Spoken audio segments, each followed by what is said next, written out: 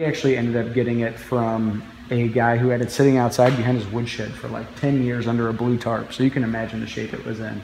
But it's all original, like that's the original stenciling up there and everything. We just pulled it apart like you would a car and restored it. And the only things that we had to put on it as new parts are that lighter colored piece of wood on the side, a couple bearings and a shaft and belts, but everything else was original to the piece of machinery. So like, put that in numbers. How much can you do now versus how much do you hope you'll be able to do? Well, right now, certainly 0 bottles a week. But, the old system, we could run maybe 500 bottles a week if we were here every day, really pushing it out. The new system, we could hit probably close to 1,500 bottles a week or so. Wow. So yeah, it's it's a big thing. And then we can always run double shifts too, and double that basically. So yeah, that barrels. So it speeds up the aging process quite a bit because it's all about as temperature builds back here, the pressure inside the barrel builds, whiskey gets forced into wood, temperature drops, pressure drops, whiskey comes back out.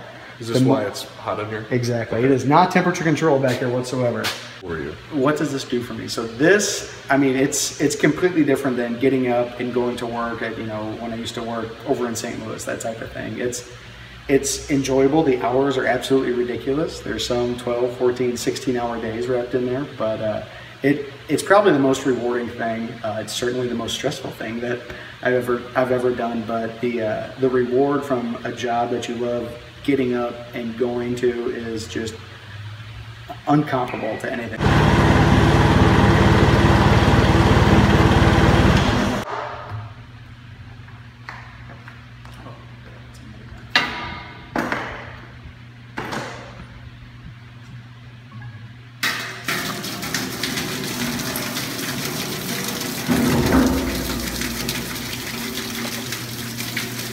Smells like this.